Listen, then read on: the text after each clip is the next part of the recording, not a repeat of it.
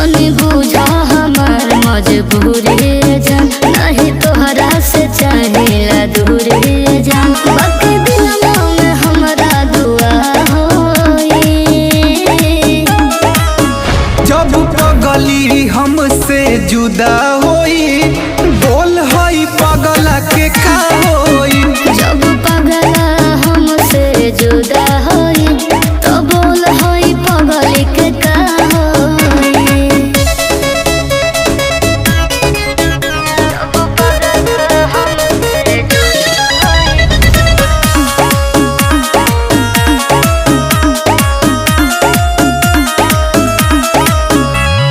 बिना सूरतिया देखले कैसे रहब ये जान, दिलवा के सगरो